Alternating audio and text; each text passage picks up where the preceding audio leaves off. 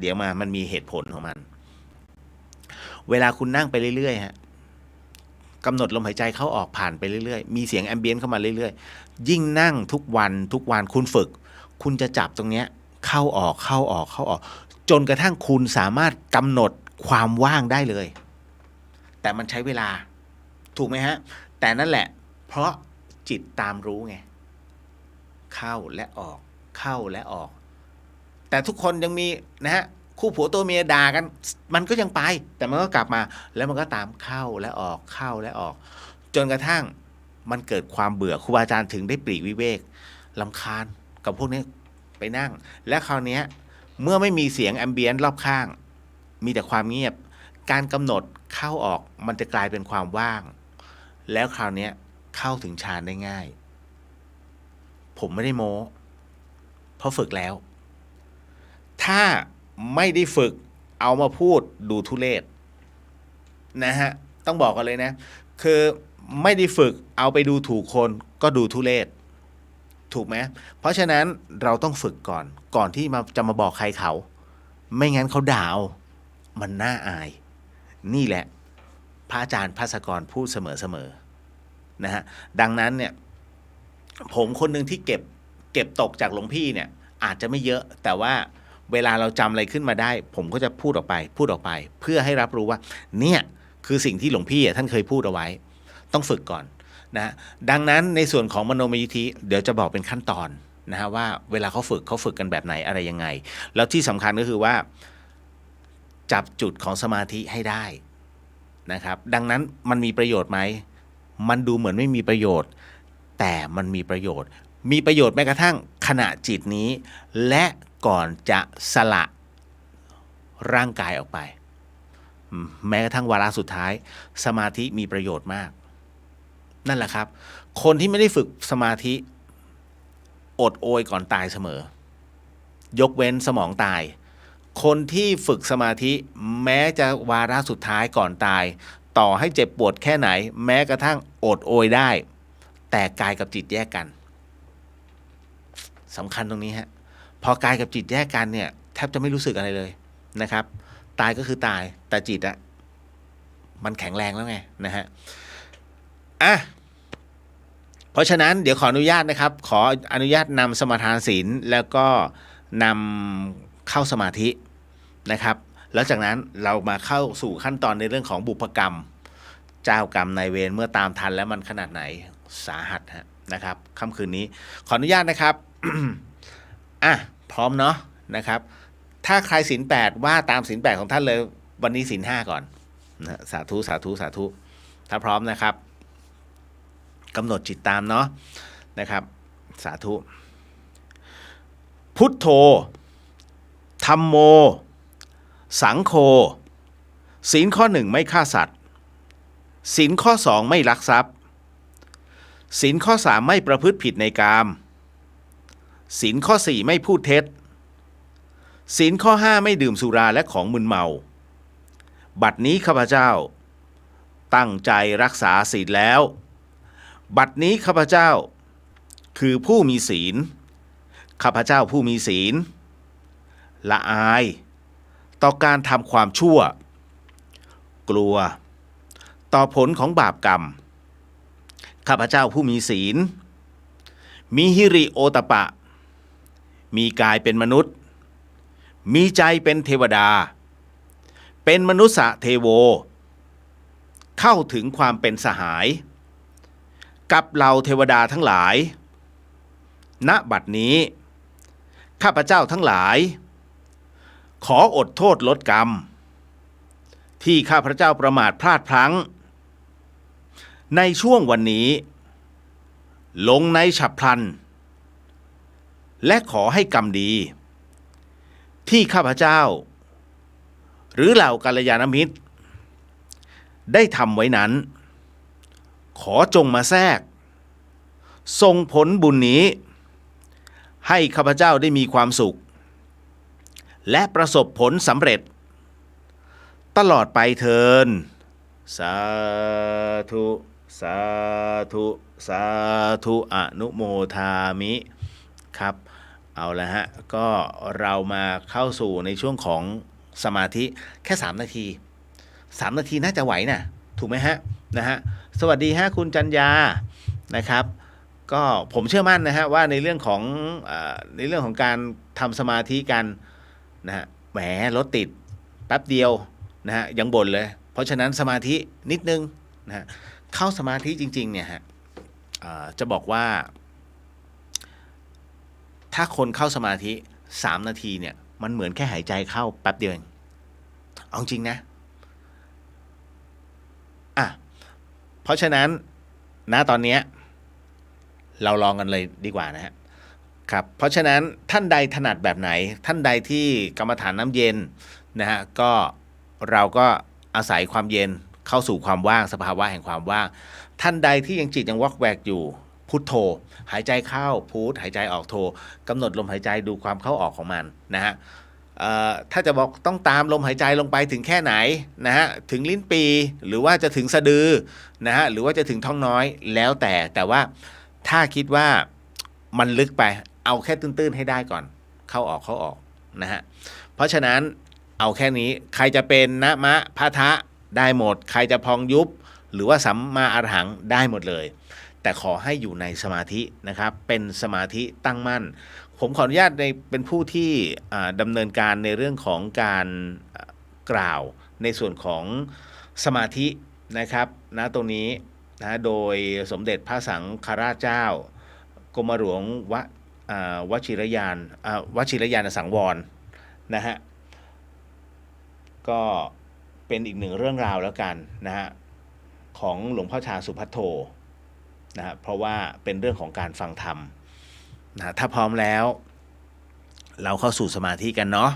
นะฮะค่อยๆหลับตาครับค่อยๆหลับตาเอาละฮะต้องบอกว่า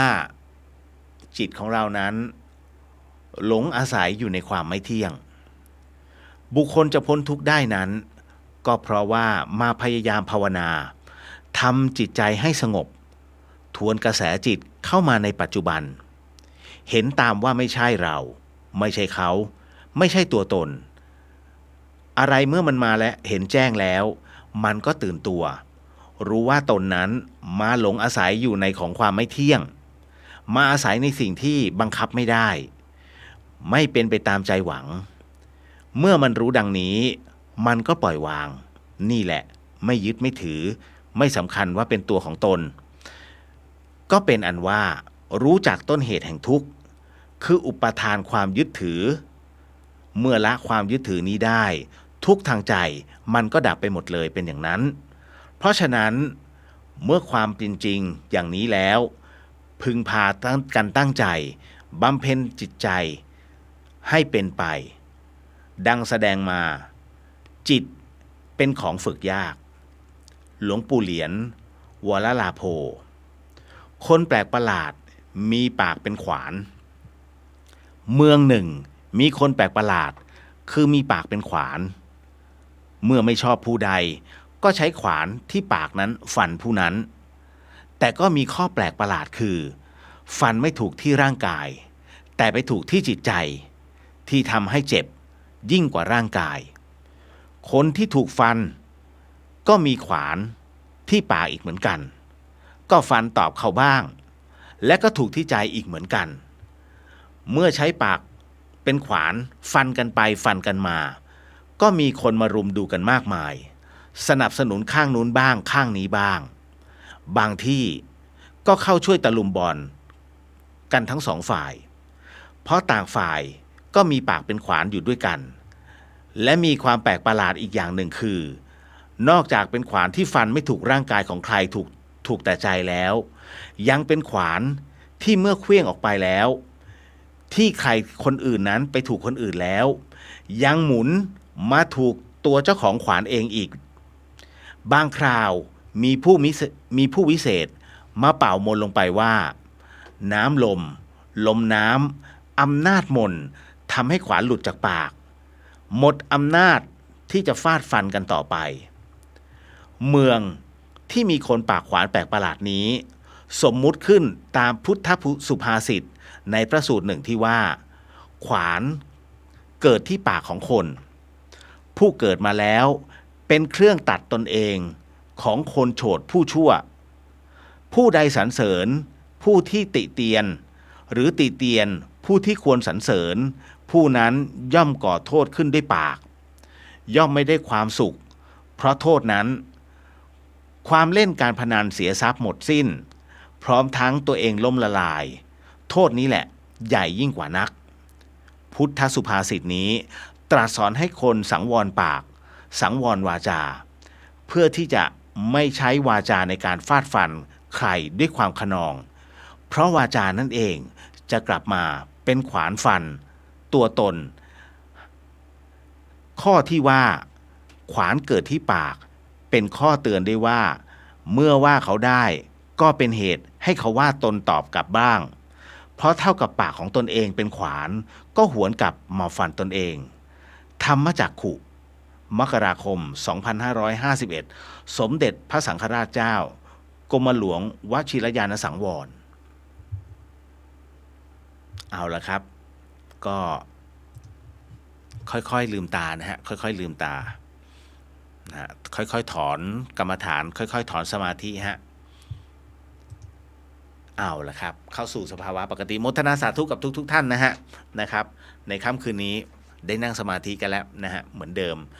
คุณผู้ฟังสมาธิเนี่ยเวลาเราเข้าแล้วมันดูเหมือนแป๊บเดียวนะเมื่อวานนี้เนี่ยฮะอย่างที่วัดท่าสุงท่านใดที่อยากจะฝึกมโนมยิทธินะครับต้องบอกก่อนว่าเวลาฝึกเนี่ย2 ชั่วโมงในการนั่งสมาธิ2 ชั่วโมงนะครับจะมีด้วยกัน3 คอร์สแรกคือเป็นเขาเรียกว่าฝึกเบื้องต้นนะฮะเขาเรียก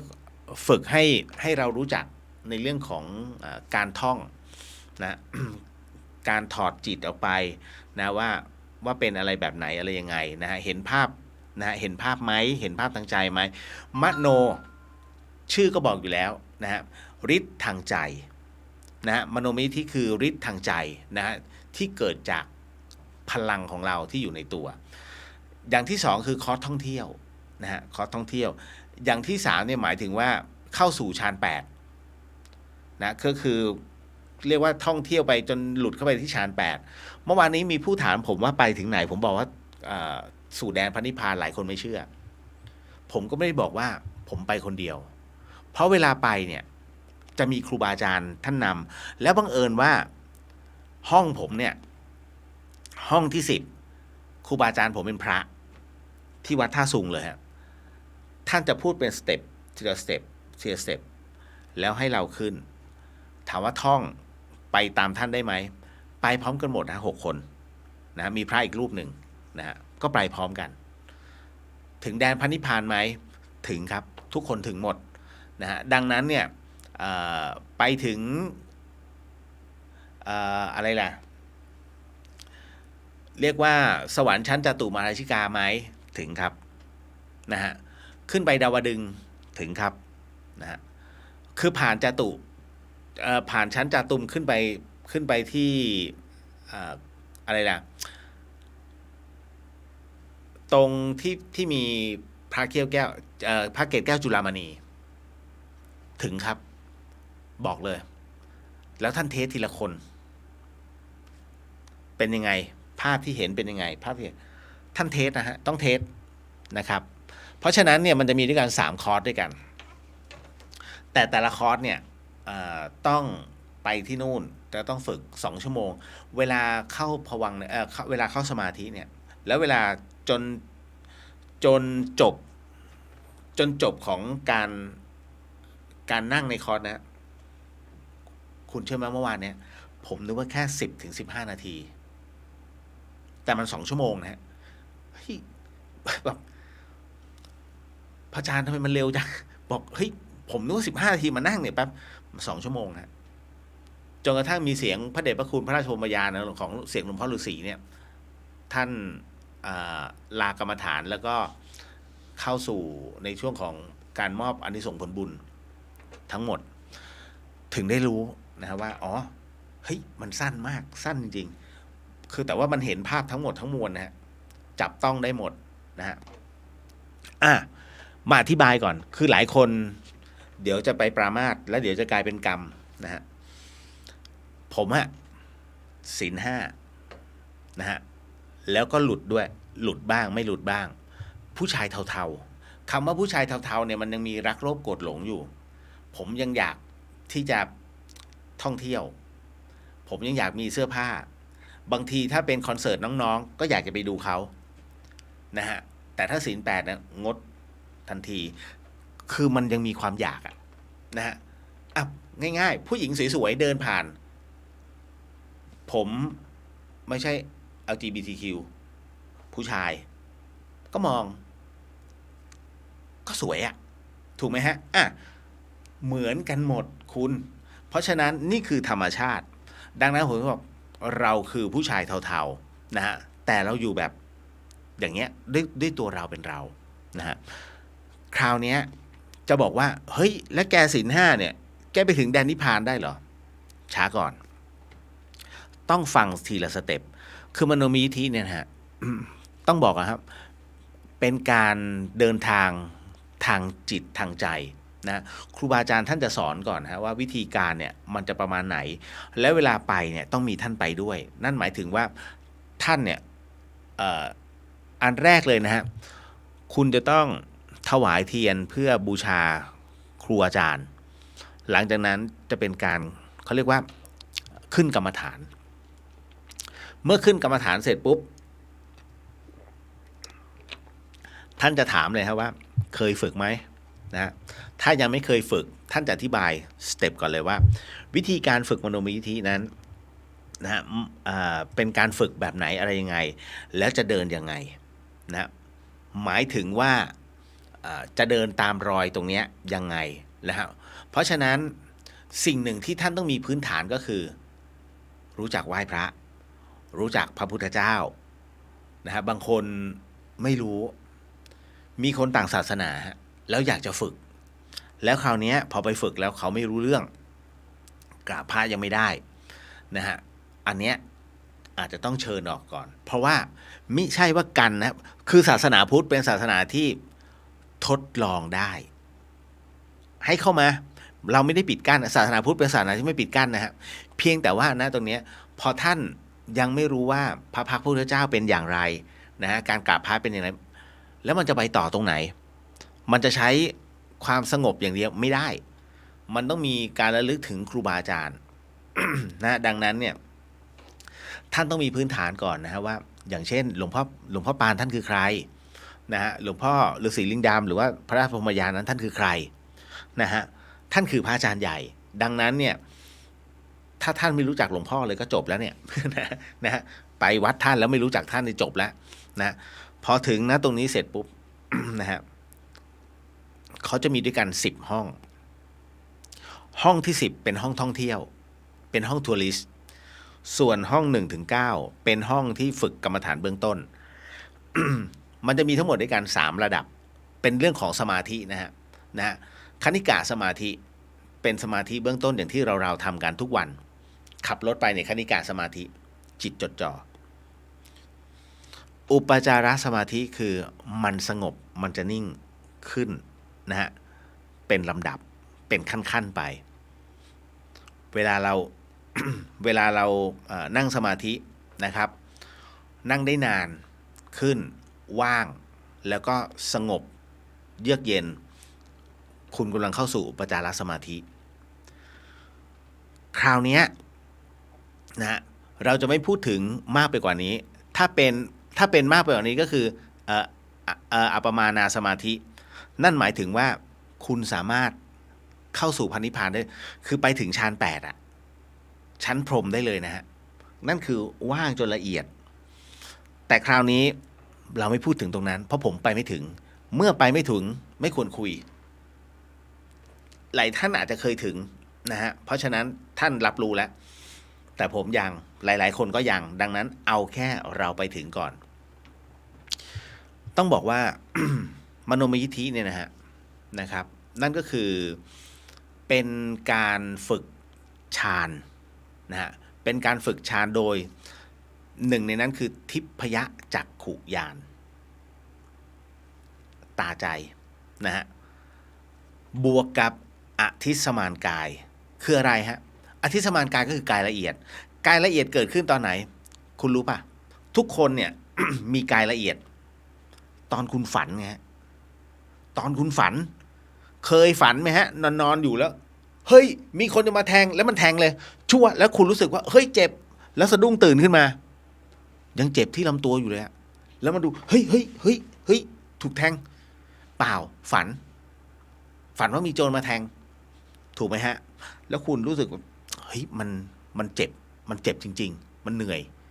แล้วก็ใจมันหายวาบนั่นแหละกายละเอียดคุณออกไปในเหตุการณ์จริงๆนั่นคืออธิสมานกายนะฮะเพราะฉะนั้น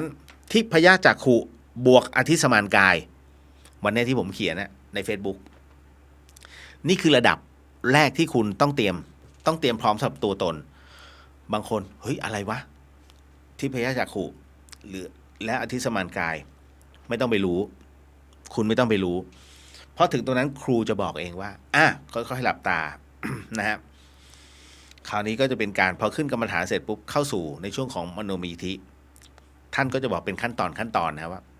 มันจะต้องเป็นอย่างนี้หลับตาลงเรากำลังจะไปเที่ยวแล้วนะเห็นพระเดชพระคุณหรือเปล่าหลวงพ่อฤาษีเห็นหรือยังบางคนบอกยังไม่เห็นยังไม่เห็นไม่เป็นไรค่อยๆเห็นหรือยังนะฮะเดี๋ยวจิตมันพาไปเองฮะ แล้วสิ่งที่แปลกก็คือขออภัยฮะ สิ่งที่แปลกก็คือว่าหลวงพ่อฤาษีลิงดำฮะท่านมรณภาพไปครบ30 ปีแล้วนะฮะหลวงพ่อท่านมาจริงผมไม่ได้โม้นะคือถ้าท่านไม่ได้ฝึกท่านก็คิดว่ามันเป็นเรื่องที่โม้แต่คนที่ฝึกแล้วเนี่ยนะฮะมโนวิธีขั้นสูงคุณสามารถรับรู้ถึงความคิดของบุคคลที่อยู่ตรงข้ามได้คุณสามารถรับรู้ว่าบุพกรรมชาติก่อนของเขาเป็นอะไรนะฮะแล้วปัจจุบันรับกรรมอะไรมันจะเป็นคำตอบที่คุณขึ้นมาทันทีนะแต่มโนวิธีสำหรับผู้ใหญ่นะฮะค่อนข้างจะยากคุณต้องฝึกจนเหนื่อยมากๆครับทำไมจึงเป็นเช่นนั้นระหว่างคิดไปเองนะฮะจิตหลอกนะฮะกับของจริงที่มันเกิดขึ้นมันเส้นยาแดงผ่าแปลกเหมือนอัจฉริยะกับบ้าคล้ายๆกันอารมณ์เดียวกันนะฮะพูดมากกับปากมากนิดเดียวเท่านั้นเอง เพราะฉะนั้นอันเนี้ยคนที่จะขึ้นในส่วนของมโนมยิธิได้ดีที่สุดคือใครรู้ไหมเด็กฮะถ้าเด็กฝึกปุ๊บขึ้นได้เลยฮะรับรู้ทันทีพอถามปุ๊บตอบปั๊บแต่ถ้า มโนมยิธิเป็นงั้นจริงๆนะฮะใช้จิตแรกในการคิดคำนวณพอบอกปุ๊บเนี่ยอย่างบางท่านถามมาว่าพี่หนูไปโดนบุพกรรมอะไรทำไมหนูเป็นเช่นนั้นภาพมันออกมาทันทีภาพแรกที่ผมจะต้องพูดถึงคือภาพที่มันปรากฏหลังจากที่เขาพูดสิ้นสุดว่าบุพกรรมอะไรมันขึ้นทันทีฮะนั่นแหละตัวนะแต่บางทีเราพูดไม่ได้เพราะภาพที่มันออกมารุนแรงเหลือเกินมันก็เป็นเช่นนั้นเพราะฉะนั้นคนที่ฝึกขั้นสูงเนี่ยเขารับรู้ตรงนี้ที่เป็นครูสมาธิคุณลองไปดูก็ได้ลองฝึกและลองถามครูบาอาจารย์ที่เป็นคฤหัสถ์นะฮะที่สายมโนมยิธิเนี่ยถามท่านก็ได้ฮะถ้าอย่าไปถามเล่นๆนะหมายถึงว่าถ้าท่านไปฝากตัวเป็นศิษย์เนี่ยแล้วถามโปรดในเรื่องของเมตตาระหว่างศิษย์อาจารย์ท่านจะบอกทันทีก็บุพกรรมตรงนี้คุณไปทำอะไรไว้บอกเป๊ะหมดเลยนะฮะดังนั้นมันเหมือนภาพมันเหมือนเป็นฉากขึ้นมานะอันนี้ไม่ได้โม้มันเป็นสิ่งที่มันเกิดขึ้นจริงๆนะพอถึงตรงนั้นเสร็จปุ๊บนะมันเป็นส่วนของการที่ท่องไปทางใจคราวนี้ในเรื่องของการนำพาตัวจิตขึ้นยกระดับจิตขึ้นไปเนี่ยเพื่อไปสู่อีกชั้นหนึ่งนะฮะอย่างเช่นพระเกศแก้วจุฬามณีนะฮะแล้วก็เห็นองค์พระสัมมาสัมพุทธเจ้าแบบไหนอะไรยังไงรวมไปถึงครูบาอาจารย์สายกรรมฐานเนี่ยเพียบเลยเอาจริงนะแต่เมื่อวานนี้ ผมไปผมไปสะดุดนิดเดียวตรงที่ว่าคือจริงๆมันแย่งกันตอบ ท่านจะเช็คเลยว่าพุทธิสิทธิ์เข้าได้ไหมเห็นไหมอะไรยังไง ผมก็ตอบตึงมันเป๊ะฮะพระอาจารย์ก็ไปคนต่อไปไปคนต่อไปไปคนต่อไป ท่านจะเช็คทีละคนนะว่าใช่ไหมพอเสร็จปุ๊บเนี่ยผมก็บอกว่าทุกคนบอกว่าเห็นครูบาอาจารย์เห็นเทวดาเยอะแยะเทวดานะเห็นนะฮะเทวดาเป็นแบบไหนหลายท่านก็บอกถ้าคนที่ฝึกมโนมยิทธิจะบอกทันทีว่าเทวดาเนี่ยก็คือบุคคลธรรมดาแต่ชุดของเขาเนี่ยเหมือนกับเครื่องแบบข้าราชการเราอะแต่เป็นแบบทรงเครื่องที่คุณเห็นกิจกรรมฝาผนังแบบไหนเป็นแบบนั้นมันเป็นอัตโนมัตินะฮะแต่สิ่งที่แตกต่างกันระหว่างชนชั้นของเทวดาคือรัศมีที่แตกต่างกันไปดังนั้นคุณจะมีเวลาแค่ช่วงไม่กี่วินาทีฮะในการมองตึกรอบๆผมก็สแกนเลยเห็นอย่างเมื่อวานเนี้ยคนอื่นเห็นครูบาอาจารย์หมดเลยสำหรับผมนะผมเห็นแค่รูปเดียวผมเห็นหลวงปู่แหวนผมก็ยกมือไหว้ในมโนมยิทธินะฮะผมก็ยกมือไหว้หลวงปู่แหวนผมเห็นท่านก็ไม่รู้พอผมเจอหลวงปู่แหวนผมไม่มองรูปใดเลยแต่รู้ว่ามีหลายรูปนะฮะแต่พอผมเจอหลวงปู่ท่านก็เมตตาท่านก็ยิ้มแต่สำหรับหลวงพ่อฤาษีเนี่ยท่านอยู่ข้างๆอยู่แล้วก็เห็นหลวงพ่อปานท่านก็อยู่ข้างๆท่านเมตตาอยู่แล้วไงเราก็เฮ้ยพอก้มกราบเสร็จปุ๊บคราวนี้พระอาจารย์ที่นำท่านก็พาไปต่อเอาไปตรงนี้เห็นท่านจะเช็คเลยว่าเห็นพระพุทธเจ้าไหมนะฮะพระพุทธเจ้าพระองค์เนี้ยท่านใส่รองเท้าแบบไหนเช็คหมดทุกคนขึ้นเหมือนกันหมดเห็นเหมือนกันหมดฮะอาจจะผิดแผกในส่วนของบางจุดอย่างเช่นผมเห็นชฎาเนี่ยทุกคนเห็นชฎาเป็นสีทองถูกแต่ผมเห็นตรงด้านบนนะครับพระมาราด้านบนเนี่ยผมเห็นเป็นอัญมณีสุกสดใสมากและเห็นเป็นประกายแต่ทุกคนเห็นเป็นสีทองก็ไม่ผิดท่านบอกไม่ผิดหรอกนะฮะเพราะทั้งหมดทั้งมวลอยู่ในตัวเรือนเดียวกันเช็คหมดเลยแล้วคราวนี้ต่อไปนะฮะเข้าสู่ท่านบอกว่าณตรงนี้พอแล้วปะเราจะไปอีกที่หนึ่งไปที่ผมจำชื่อไม่ได้ไปที่อะไรแท่นอะไรศิลาทุกอย่างนะฮะเข้าไปตรงนั้นเป็นซุ้มดอกไม้แล้วก็เข้าไปเป็นบุคคลท่านหนึ่งสำหรับผมนะท่านองค์ใหญ่มาก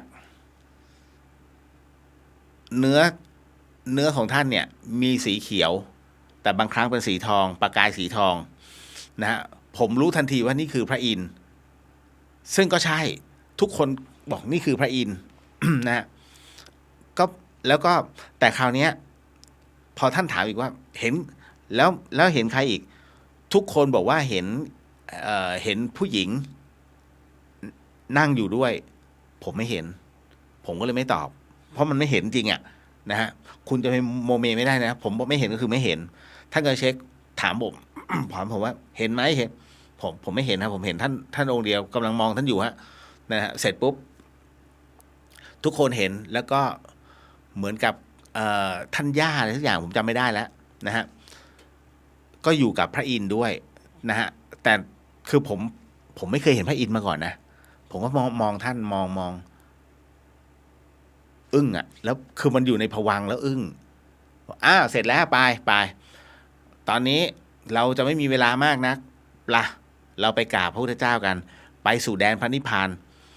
คุณเชื่อไหมพระอาจารย์ท่านพูดตรงนี้เสร็จปุ๊บเฮ้ยมันฟึบไม่ได้โม้นะมันฟึบไปเลยตัวจิตมันพุ่งฟึบโอ้ยขนลุกมันเข้าไปแล้วแบบเป็นถ้าพูดถึงนะเป็นท้องพระโรงเหมือนเข้าไปกว้างมากนะแล้วพื้นสีทองทั้งหมดทุกอย่างเป็นทองเป็นแล้วก็พอเห็นมองไปข้างหน้าเนี่ยทุกคนเห็นพระพุทธเจ้าหมดเลยแต่พระพุทธเจ้าที่ทุกคนเห็นน่ะท่านทรงเครื่องนะฮะ ผมก็งง ผมอะเห็นพระพุทธเจ้า แต่ผมเห็นท่านในลักษณะของผู้บวชเข้าใจใช่ไหมฮะผมไม่ได้เห็นเหมือนกับ ผมคิดว่าทุกคนเห็นน่าจะเป็นสมเด็จองค์ปฐมแต่ไม่ แต่ผมเห็นเหมือนกับเป็นพระพุทธเจ้า แต่ผมไม่พูด ท่านไม่ได้มาเช็คที่ผม ท่านเช็คที่คนอื่น จนกระทั่งหลังจากที่เลิกฝึกแล้วเนี่ย ผมก็ไปถาม หลวงพ่อครับ ขออภัยฮะหลวงพ่อครับ ที่พาไปเมื่อกี้สู่แดนพระนิพพานน่ะผมไม่กล้าพูด คือผมเห็นพระพุทธเจ้าอ่ะ คือผมเห็นในผ้าเหลืองฮะ ผมไม่ได้เห็นมาในท่านทรงเครื่อง เพราะผมมองว่า ภาพที่ผมเห็นก็คือท่านสละทุกอย่าง ท่านจะมาทรงเครื่องอ่ะ ผมว่า ผมอาจจะเห็นผิดพระองค์หรือเปล่า หลวงพ่อบอกไม่ใช่ ที่ท่านเห็นน่ะบอกที่โยมเห็นน่ะก็ถูก เพราะนั่นก็คืออีกส่วนหนึ่งของพระพุทธองค์ อีกส่วนหนึ่งอีกภาคหนึ่งก็เป็นอีกส่วนหนึ่ง เพราะฉะนั้นผมเห็นในภาคของผู้บวชผู้ที่สละแล้วทุกอย่าง นั่นคือแดนพระนิพพาน ซึ่งในแดนพระนิพพานน่ะคือมันโล่งนะคุณ ตอนคือตัวเราจะเบาอยู่แล้ว ตอนที่ท่านพาขึ้นไปเนี่ยฮะมันเบาอยู่แล้วในวิมานถามว่านั่นคือเหมือนกับเป็นเมฆเป็นหมอกคุณจะไม่รู้เลยว่านั่นคือเมฆหรือหมอก แต่มันคือท้องพระโรงที่ใหญ่มากใหญ่มากแล้วสวยมาก ทั้งหมดเป็นสีทองนะฮะเพราะพระองค์เนี่ยท่านอยู่ที่ประทับด้านหน้า ซึ่งพระองค์ท่านอาจจะพระองค์ใหญ่อยู่แล้วนะฮะท่านก็มองมาด้วยความเมตตาและในส่วนต่างๆเนี่ย พอครูบาอาจารย์ท่านถามว่าอ้าวนอกจากพระพุทธเจ้าแล้วยังเห็นใครอีก ก็มองไปรอบๆเห็นครูบาอาจารย์อีกครับที่อยู่แดนพระนิพพานเนี่ยครูบาอาจารย์สายกรรมฐานล้วนๆเลยล้วนๆเลยฮะแต่ว่าผมน่าจะเหมือนกับพญามารมั้งถ้าจะเปรียบอ่ะคือจำเรื่องราวของผู้ปกครองได้ไหมฮะพญามารไม่เคยเห็นพระพุทธเจ้าเหมือนกันนะผมก็ไม่เคยเห็นพระพุทธเจ้าผมไม่ได้มองครูบาอาจารย์นะผมจะมองแต่พุทธองค์ผมไม่เคยเห็นนะแล้วก็มองแล้วก็ยกมือเฮ้ยมันคือสิ่งที่จับอยู่ในตาเราแล้วไงนั่นคือภาพตรงนั้นนะครับจนกระทั่งท่านบอกว่าเอ้าหมดเวลาแล้วถอยเพราะกิ่งมันมาแล้วถอดทันทีฮะฟุบขึ้นมามันใจมันวุบเลยนะแล้วก็เป็นเสียงของหลวงพ่อพระเดชพระคุณพระราชพรหมยานนั้นกล่าวถอนในส่วนของเหมือนกับเหมือนอะไรล่ะถอนกรรมฐานเสร็จปุ๊บอ่ะก็แผ่เมตตานั่นนะฮะมันเป็นช่วงเวลาอยู่ในภวังค์ที่ประทับใจมากจะบอกว่าผมไม่คุยกับใครนะเพราะกลัวน้ำตาไหล นึกในใจเฮ้ยนี่กูเห็นจริงเหรอเนี่ยมันพูดอยู่ในใจแล้วเห็นจริงเหรอวะนะฮะผมจึงไปถามพอคำถามบอกเห็นจริงหรือวะเนี่ยนี่คือนิวรณ์นะฮะมันคือเครื่องสงสัยที่มันขวางซึ่งมโนมยิทธิเนี่ยคุณมีตัวนี้ไม่ได้คุณจะมีความลังเลสงสัยไม่ได้เลยพูดปุ๊บจิตมันสร้างภาพปุ๊บคุณต้องตอบทันทีถูกไม่ถูกว่าอีกเรื่องหนึ่งแต่ต้องตอบเขาเรียกพูดไปเรื่อยอ่ะแต่ต้องตอบแต่ตอนนี้พอผมเห็นแล้วมันไม่ตอบไงพอมันไม่ตอบเนี่ยมันเป็นเครื่องขวางอยู่ในใจนิดนึงจนเขาปล่อยแล้วผมถึงต้องไปถามตัวต่อตัวท่านบอกไม่ผิดผมยกมือสาธุแล้วโอเคผมเคลียร์แล้วครับงั้นนิวรณ์ตัวนี้ผมหายแล้วไม่ใช่ผมเห็นนะใช่แล้วแต่ว่าอีกภาคหนึ่งของท่านโอ้โหดีใจโคตรๆนะครับก็เวลาฝึกมโนมยิทธิเนี่ยต้องมีครูบาอาจารย์นะฮะที่สามารถควบคุมได้มันเหมือนกับฤทธิ์ทางใจซึ่งต้องถอดออกไปนะฮะอธิสมานกายก็คือกายละเอียดของเราซึ่งตัวจิตจะสร้างขึ้นมาแล้วก็ต้องไปด้วยกันท่านจะเช็คทุกๆครั้งเลยทุกๆเลเวลของการที่ท่องเที่ยวไม่ใช่ปล่อยเท้งเต้งนะเพราะว่าถ้าช่วงท่านพูดนะครับว่า ช่วงขณะหนึ่งที่เราเผลอไผลมันถูกแทรกได้ นะดังนั้นเนี่ยท่านต้องเช็คตลอดเวลาก็ถือว่าเป็นหนึ่งเลเวลก็คงจะไปต่อเลเวล3ครับเพราะว่าเลเวล2ผมผ่านมาแต่ไม่เคยขึ้นไปขนาดนี้เพราะไม่เคยนี่คือครั้งแรก ที่ท่านพาไปแต่เลเวลต่อจริงๆอะผมอยากลงนรกไม่ใช่ทำชั่วหมายถึงว่าอยากท่องเพราะผมกำลังทำ31ภพภูมิดังนั้นเนี่ยก็กะว่าเดี๋ยวครั้งหน้าเนี่ยผมจะไปท่องเที่ยวอีกรอบหนึ่งแต่บอกครูบาอาจารย์พระอาจารย์ขอ ขอพาทัวร์นรกหน่อยนะผมจะไปเช็คอะไรหน่อยอยากรู้มากๆแค่นั้นแหละฮะนะเพียงแต่ว่าเราไม่เคยลงไงเพราะตอนที่ผมตายผมอยู่แค่ร่างนะฮะเหมือนกันฮะก็คือว่าในส่วนของมโนมิธิเป็นการให้เราระลึกถึงมรณานุสติตลอดเวลาคือความตายสิ่งที่ผมจับใจความนะตรงนี้ได้นะที่ครูบาอาจารย์พูดมาทุกคอร์สเลยเป็นเรื่องของมรณานุสติซึ่งเราอ่ะไม่พลาดอยู่แล้วนะตรงนี้แต่สำหรับคนอื่นเนี่ยอาจจะไม่ใช่นะ อ่ะก็เป็นอีกหนึ่งเลเวลที่มาเล่าสู่กันฟังนะครับท่านใดที่สนใจจริงๆเนี่ยฮะ ที่วัดท่าซุงเนี่ยเขาจะมีทุกวันไม่เว้นวันพระนะฮะคุณต้องไปถึงวัดท่าซุงก่อน11:30เพราะว่า11:30ปุ๊บท่านจะปิดศาลาแก้วนะฮะอุโบสถ นะฮะ100 ปีนะ100 เมตรอ่ะท่านเขาจะปิดตั้งแต่11:30นั่นคือคุณไม่สามารถไปกราบสังขารพระราชโมยานได้แล้วเพราะว่าเขาจะปิดตรงนี้จนถึงบ่าย 2นั่นคือฝึกกรรมฐานตรงนี้แล้วจบนะครับทุกวันแต่จะเป็นมโนมยิทธิเต็มกำลังก็คือ10-11นั่นหมายถึงว่าจิตคุณถอดไปพร้อมกันทุกคนเป็นพันคนนะฮะมันไม่ใช่ว่าคน2 คนนะฮะเดี๋ยวคุณจะบอกว่าเฮ้ยมันเป็นเรื่องของ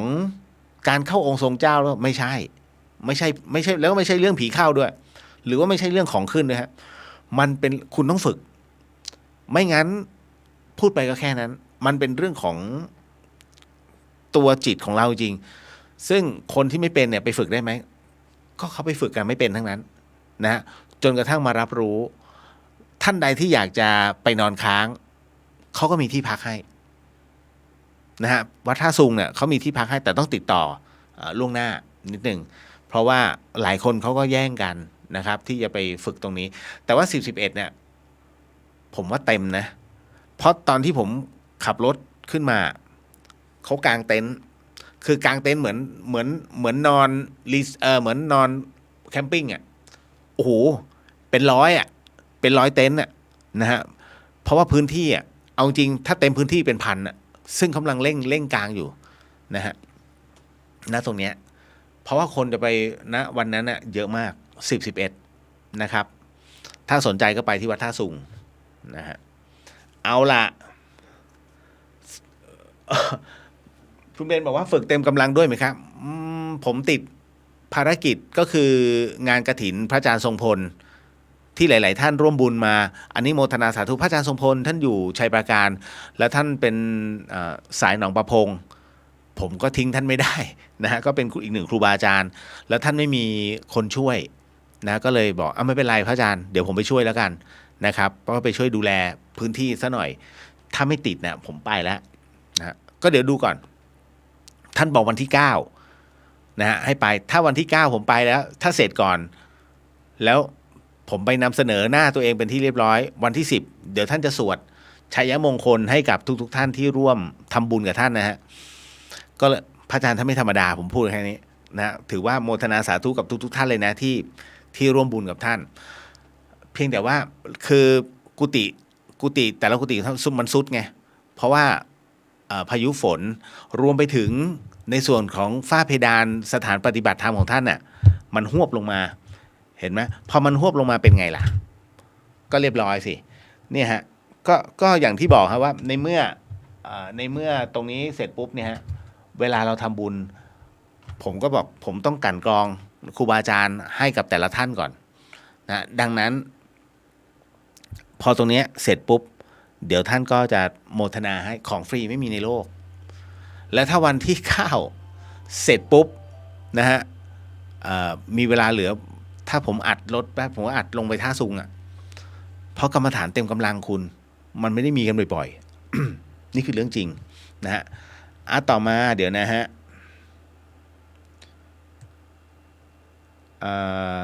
เมื่อกี้เบนบอกว่าสวัสดีค่ะสวัสดีครับคุณเมธศิษย์สวัสดีครับพี่เดียวสวัสดีครับผมอันนี้แท่นกำพลศิลาอาจหรือเปล่าใช่ครับนะฮะถูกต้องนะฮะอุ้ยแสดงว่าไปแล้วสิใช่ไหมนะฮะกำปุงสารพีสวัสดีครับสวัสดีฮะนะฮะผมอยากจะฝึกเต็มกำลังนะแต่ว่ายังไม่มีโอกาสแต่ว่าแน่นอนที่สุดต้องให้ได้สักครั้งหนึ่งนะฮะกำปุงสารพีพี่เลียวถ้ามีเรื่องอยากปรึกษาพี่เลียวตอบได้ไหมครับได้ครับนะฮะก็ส่งเรื่องราวมานะฮะในตัวอินบ็อกก็ได้นะฮะเอิร์ธบอกสวัสดีครับพี่เลียวยินดีต้อนรับการกลับมาจัดรายการครับ FC เฝ้ารอครับขอบพระคุณสำหรับคำแนะนำของพี่เลียวครับตอนนี้ใจผมเบาลงมาก แล้วครับแล้วให้อภัยเจ้าหมาทั้งสองที่กัดแมวแล้วครับช่วงที่ผมเย็นชาแล้วก็โกรธมันผมเองก็รู้สึกไม่ดีแล้วก็สัมผัสได้ว่ามันเองก็รู้สึกไม่ดีเช่นกันครับทุกอย่างย่อมมีข้อผิดพลาดนะฮะเอิร์ธดีแล้วล่ะให้อภัยมันเถอะนะฮะ คือแมวกับหมามันก็ไม่ถูกคือสัตว์หน้าขนเนี่ยมันน่ารักก็จริงแต่ว่ามันมีสัญชาตญาณของมันอยู่ทั้งหมดนะฮะขอส่งผลบุญที่เคยทำไว้อุทิศให้กับน้องนินเจ้าแมวที่จากไปครับไปสู่ภพภูมิที่ดีแล้วก็มีความสุขครับขอให้พี่เดชสุขภาพแข็งแรงเสมอขอบพระคุณมากฮะเอิร์ธก็พยายามเนี่ยฮะมันก็จะอึกนะคืออย่างนี้ที่ผมบอกว่าเจ้ากรรมนายเวรตามเจอเป็นยังไงเพราะว่า วันที่จำได้ไหมฮะวันที่ทอดกฐินเนี่ยนะฮะก็คือวันสุดท้ายของกฐินก็คือวันลอยกระทงนั่นแหละก่อนหน้านั้น1 วันเนี่ยฮะผมก็คุยกับพวกพี่ๆเขาหลายๆคนก็สงเคราะห์ให้ในเรื่องของเจ้ากรรมนายเวรซึ่งนะตรงเนี้ยนะฮะการสงเคราะห์ในที่นี้ก็คือผมบอกว่าเดี๋ยวพรุ่งนี้ผมจะทำมโหสิกรรมเพราะฉะนั้นถ้ายังไงก็ตามเนี่ยพี่เปิดที่ Facebook ผมก็ได้แล้วก็น้อมตรงเนี้ยนะฮะเข้ามาตรงนี้ร่วมกันประกาศเดี๋ยวผมดึงได้ผมก็จะดึงในส่วนก็คือดึงในส่วนของเจ้ากรรมนายเวรน่ะ เข้ามาได้ก็คือเข้ามาร่วมโมทนามันจะได้จบนะฮะเพราะว่าเขาก็ทุกข์และคราวนี้ช่วงที่เสร็จจากเป็นผู้นำประกาศอโหสิกรรมเนี่ยฮะสังเกตนะครับผมเหงื่อออกตลอดก็แข็งใจเต็มที่พอปิดเครื่องปุ๊บเนี่ยฮะก็นอนแผ่สักพักหนึ่งโอ้โหคุณเอ้ยนะสะเทือนทั้งประตูธรรมสถานสะเทือนทั้งหน้าต่างกระจกตรงคือห้องของผมมันจะอยู่ผมจะชอบดูสวนไงมันก็อยู่ติดสวนมันสั่นเนี่ยปุ๊บประตูไอ้กระจกแผงใหญ่มากเลยฮะนะทั้งสั่นทั้งแผงครับปุ๊บรู้แล้วแต่ผมไม่มีกำลังหมดแล้วนะฮะตอนที่เป็นไข้พลังผมไม่มีแล้วนะไม่คือเป็นศูนย์เหมือนกับบุคคลธรรมดา โอ้ชอบมากพอเราไม่มันรู้สึกว่าโล่งมันไม่ต้องไปสัมผัสมันไม่ต้องมาอะไรมันไม่มีพลังมันไม่เหมือนชาวบ้านมันกลับมาเป็นปกติเหมือนกับเราคือบุคคลธรรมดาก็ชอบนะแต่ว่าพอมันไม่เห็นแล้วรู้สึกว่ามันทำอะไรไม่ได้ก็รู้แล้วว่าเจ้ากรรมนายเวร แล้วผมไม่มีแรงแม้แต่จะกรวดน้ำเพราะฉะนั้นก็เลยบอกว่าติดไว้ก่อนถ้าอะไรที่ชดใช้ได้เดี๋ยวค่อยว่ากันผมจะเป็นอะไรที่1 อาทิตย์ผมกรวดน้ำครั้งเดียวนะ ก็คือเนี่ยอย่างสัปดาห์นี้วันอาทิตย์ที่จะถึงเนี่ยฮะสังฆทานทิพย์บ้านจิตกุศลผมก็ทีเดียวรวดเลยส่งบุญให้บุญมันไม่หายไปไหนนะคุณมันไม่ใช่เค้กที่จะมีระยะเวลาพวกนี้บูดไม่มันไม่ใช่แกงกะทิดังนั้นบุญคุณระลึกถึงวันไหนเป็นขั้นตอนทุกขั้นตอนได้บุญเหมือนกันหมดนะฮะต่อมาก็อีก1 เรื่องราว เมื่อกี้ผมติดในเรื่องของ เจ้ากรรมนายเวรนะครับแล้วคราวนี้ผมมาไขข้อตัวนี้เดี๋ยวพี่เขาจะนอนซะก่อนผมไม่เอ่ยชื่อนะฮะต้องบอกว่าคือพี่เขารู้เพราะว่าก่อนเข้ารายการพี่เขาถามไว้นะในส่วนของจำเรื่องราวของแม่เขียวได้ไหมฮะวัวตัวหนึ่งที่ชื่อแม่เขียวแล้วคราวนี้ไอ้เจ้าวัวที่ชื่อแม่เขียวเนี่ยนะฮะต้องบอกว่าการเกิดเป็นวัวของแม่เขียวนั่นคือเขาติดเงินแค่5 บาทถูกต้องนะฮะเขาติดเงินแค่5 บาทดังนั้นณตรงเนี้ยเดี๋ยวนะฮะแป๊บหนึ่งอุ้ยตายแล้ว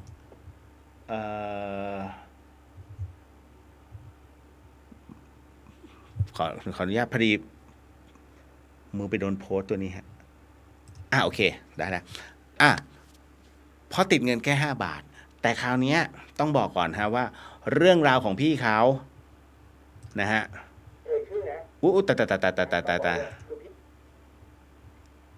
หมดยังนะฮะเดี๋ยวนะฮะแป๊บหนึ่งมันดีไอตัวนี้มันกระตุกนิดนึงฮะตัว Facebook เรียวเดเฮียนนิดนึงฮะแป๊บหนึ่ง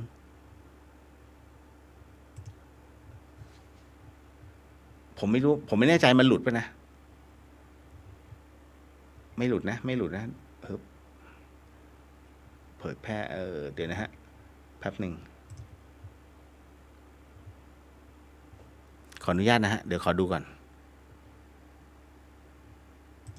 โอเค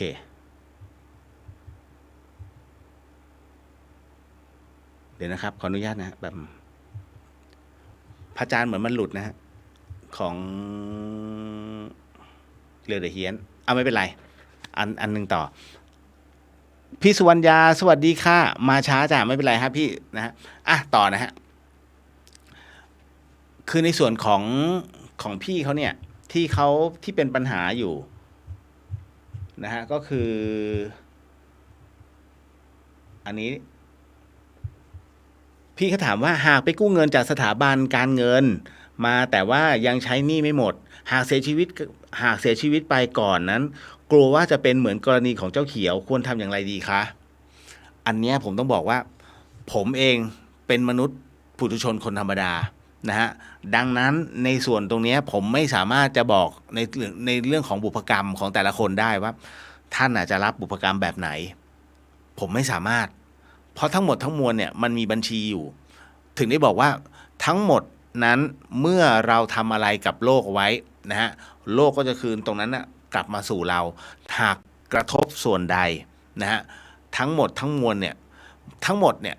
มันจะเป็นในเรื่องของรูปแบบของคำว่าเสถียรชีวิตใครชีวิตมันตัวเราคือตัวเราไม่ยุ่งเกี่ยวกับใครโลกก็คือโลกมันก็ไม่ยุ่งเกี่ยวกับใครสิ่งแวดล้อมก็คือสิ่งแวดล้อมมันไม่เกี่ยวกับใครแต่เมื่อไหร่ก็ตามสิ่งใดสิ่งหนึ่งซึ่งเกี่ยวข้องแล้วกระทบทำให้ส่วนใดส่วนหนึ่งนะฮะมันเกิดความบกพร่องขึ้นมานะฮะคุณไปทำลายบางส่วนของโลกแล้วไอ้บางส่วนของโลกนั้นทำให้เกิดสภาวะไปกระทบกับสิ่งแวดล้อมเห็นไหมสิ่งแวดล้อมนั้นก็จะคืนกลับมาสู่ตัวเราเหมือนกันฮะการกู้เงินก็เช่นกันนะฮะเมื่อมันไปกระทบณส่วนตรงนั้นทำให้เกิดการเสียหายขึ้นมาการผ่อนใช้ของเรามันไม่เกิดผลประโยชน์อะไรมากมายแล้วตายก่อนทั้งหมดทั้งมวลนะเป็นกรรมไหมเป็นซึ่งตัวเรารู้อยู่แล้วแต่เป็นอะไรแบบไหนตอบไม่ได้ฮะมันเป็นเรื่องหน้าที่ของอีกบุคคลหนึ่งซึ่งไม่ใช่ผมนะฮะก็เลยต้องบอกก่อนว่ามันเกิดผลกระทบครับพี่ยังไงก็มันก็จะบอกว่าวิธีแก้เหรอเมื่อเอาอะไรมาต้องกลับไปเอาให้เขาอะนั่นแหละฮะมันแปลเป็นอื่นไม่ได้เลยอะนะครับอันนี้ก็เลยต้องบอกก่อนฮะคืออันเนี้ยสั้นมากแต่มันได้ใจความคือต้องคืนกลับในส่วนนั้นนะกลับไปนะครับต่อมาอันนี้เก็ตเนาะอีกหนึ่งเรื่องราวเมื่อกี้กุ๊บกิ๊บถามไว้นะฮะในส่วนของอะไรนะตอนแรกเลยนะฮะน้องเขาถามมาเลยฮะจำได้อยู่ พี่เรียกเป็นคนที่ลืมยากนะกุ๊บกิ๊บเอ้ย นะฮะแต่ก็ลืมว่ะเพราะมันหาไม่เจอ ก็คือที่น้องถามไว้แล้วผมก็เลยบอกว่าอ่ะมันมีเรื่องราวของโทษของคนที่นินทาด่าว่าแบบลอยลมนะฮะมันมีบ้างไหมคือน้องเขาถามมาคุณผู้ฟังหลายคนก็เคยเจอเรื่องราวที่กวนๆแบบนี้เสมอใครว่าเธอฉันว่าลอยลมฉันก็ว่าลอยๆอย่างเงี้ยใครจะรับไปก็รับจำได้ไหมฮะผมก็เลยจะเล่าเรื่องหนึ่งสำหรับคนที่บอกว่าชอบพูดลอยลมเรื่องราวเกิดขึ้นในสมัยพุทธกาลนะฮะอันเนี้ยผมเชื่อมั่นว่าหลายๆท่านอาจจะเคยได้ยินเรื่องราวของนางสิริมานางสิริมาเป็นใครนางสิริมาคือสาวสวยคนหนึ่งฮะสาวสวยคนนี้ในสมัยพุทธกาลนะครับต้องบอกเลยแต่นางสิริมานั้นเธอเป็นโสเภณีฮะเป็นผู้หญิงสาวสวยแต่เป็นโสเภณีนะฮะเพราะฉะนั้นณตรงนี้ ปรากฏว่าเรื่องราวตรงนี้ที่เกิดขึ้นมันเป็นเหตุสงสัยให้กับท่านภิกขเวนะพระรูปหนึ่งซึ่งเป็นศิษย์ของตถาคตนะฮะท่านก็เลยถามพันเตภควาข้าแต่องค์สมเด็จพระสัมมาสัมพุทธเจ้าผู้เจริญพระพุทธเจ้าข้าอยากจะทราบว่ากฎของกรรมของนางสิริมานางสิริมานั้นเกิดมาชาตินี้เป็นเชื้อของเจ้าก็คือเป็นเชื้อของท่านโกมารพัสเชื้อเจ้าและก็มีรูปร่างที่สวยงามมากทำไมจึงกลายเป็นหญิงแพทย์สยาแต่ว่าเป็นหญิงแพทย์สยาที่มีเกียรติเพราะว่าเธอผู้นี้รับเฉพาะแขกเมืองเท่านั้นเข้าใจใช่ไหมฮะรับเฉพาะแขกเมืองเท่านั้นคือบุคคลธรรมดาไม่ได้เลยนะฮะก็คือเหมือนกับอาคันตุกะจากต่างเมืองมานี่แหละนางสิริมาเป็นผู้รับแขกนะฮะเท่านั้นพระพุทธเจ้าก็เลยบอกว่าภิกขเวดูก่อนภิกษุทั้งหลายนางสิริมานั้นเดิมทีเดียวชาติก่อนนั้นเธอเป็นลูกของมหาเศรษฐีวันหนึ่งเขาก็ทำบุญกันในวันวิสาขาบูชานั่นก็คือในสมัยของสมเด็จพระสัมมาสัมพุทธเจ้ากัสสปะต่างคนก็ต่างเวียนเทียนกันไปบังเอิญว่าเวลานั้นเองก็มีพระภิกษุณีรูปหนึ่งท่านก็ฉันหมากอยู่ท่านเดินไปข้างหน้าไอ้ลมมันก็พัดไปข้างหลังใช่ไหมท่านก็บ้วนน้ำหมากแล้วคราวนี้ปรากฏว่านางสิริมาซึ่งเป็นลูกของมหาเศรษฐีใหญ่เนี่ยแต่งตัวสวยงามบังเอิญเดินอยู่ข้างหลังนะฮะปรากฏว่าไอ้เจ้าละอองหมากเนี่ยของน้ำหมากเนี่ยมันไปถูกผ้าเข้านิดนึงแกก็ใช้ปากพร่อยๆเนี่ยพูดออกมาแบบไม่รู้ตัวว่าใครบ้วนแกก็บอกว่าอีหญิงแพทย์สยาคนไหนมันบ้วนน้ำหมากมาเปื้อนผ้าของข้าเพียงเท่านี้ฮะพูดลอยลมนะเพราะไม่รู้ไงว่าใครเป็นการด่าลอยลมเพียงเท่านี้บรรดาพุทธบริษัทเป็นเหตุให้นางสิริมานั้นจึงเกิดมาอีกชาติหนึ่งเป็นหญิงแพทย์สยานั่นก็คือหญิงโสเภณีนั่นเองนี่แหละคือกฎของกรรมนะจำให้ดีนะคนปากพร่อยระวังให้มากเราไม่รู้ว่าคนที่กำลังทำแบบนั้นเป็นพระอริยเจ้าหรือเปล่าเพราะโดยมากแล้วพระอริยเจ้านั้นท่านจะไม่ประกาศตนเป็นพระอริยเจ้าถ้าคนที่ประกาศตัวเป็นพระอริยะคนนั้นไม่ใช่พระอริยเจ้ามีความต้องการเพียงอย่างเดียวว่าการเกิดเป็นทุกข์มันมีร่างกายจึงเป็นทุกข์เห็นทุกข์จึงไม่มีการอวด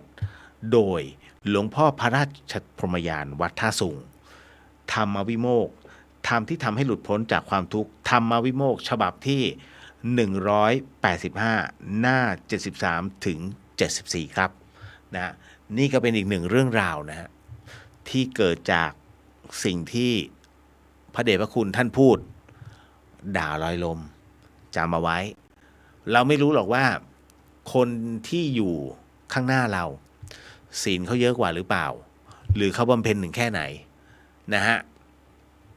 ก็เป็นอีกหนึ่งเรื่องราว เอามาเล่าสู่กันฟังเก็ตนะครับต่อมานะฮะก็มีผู้ถามมาว่าเกิดแต่กรรมตามกฎแห่งกรรมเชื่อเถอะทำสิ่งใดได้สิ่งนั้นอันนี้เขาเขียนมาอย่างนี้แล้วก็มีเรื่องราวมาให้ผมนะฮะผมก็เลยตอบว่าไม่ใช่เรื่องราวตรงเนี้ยมันเป็นเรื่องราวของเนื้อข่าวผู้ฟังอาจจะเคยได้ยินข่าวอันนี้นะฮะท่านบอกอย่างนี้ว่าหนุ่มก่อสร้างบึงรถจากชลบุรีมายิงปลาในคลองย่านบางพลีใช้ปืนหนังสติ๊กจังหวะที่ขึ้น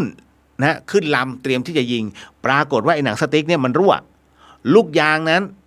ดอกของมันเนี่ยก็ขาดมันก็กระตุกเขาเรียกพุ่งกลับมันย้อนกลับทันทีไอ้ลูกดอกเนี่ยมันเลยพุ่งกลับเข้ามาเสียบเข้าข้างจมูกขวาทะลุออกหลังกกหูเจ้าตัวบอกเลยว่าถึงเวลาเวรกรรมเอาคืนเหตุเพราะว่าเคยตะเวนยิงหัวปลานั่นเองเหตุการณ์นี้เกิดขึ้นเมื่อวันที่27พฤศจิกายนที่ผ่านมานะฮะผู้สื่อข่าวก็รายงานว่ามีผู้ถูกลูกดอกเหล็กที่ใช้ยิงปลาเนี่ยพุ่งเสียบเข้าที่ใบหน้าใบรับบาดเจ็บสาหัสเลยถูกนำส่งโรงพยาบาลเอกชนแห่งหนึ่งย่านบางพลีสมุทรปราการตรวจสอบในห้องฉุกเฉินโรงพยาบาลดังกล่าวนั้นก็พบนายวิไลอายุ49ปีนอนอยู่บนเตียงคนไข้ครับที่ใบหน้านั้นมีเหล็กเป็นเหล็กเส้นปลายแหลมเลยยาวประมาณ40เซนติเมตรเนี่ยซึ่งเขาบอกว่ามันเป็นฉมวกลูกดอกคุณผู้ฟังที่เขาใช้ยิงปลาเนี่ยด้วยปืนหนังสติ๊กเสียบเข้าบริเวณที่ข้างจมูกคุณพระเข้าไปปุ๊บจมูกฝั่งขวาปุ๊บทะลุกกหูด้านฝั่งโอ้โหเฮ้ยเข้าด้านนี้ทะลุด้านนี้แฉลบเข้าด้านนี้แล้วยังเสียบคาอยู่แพทย์และพยาบาล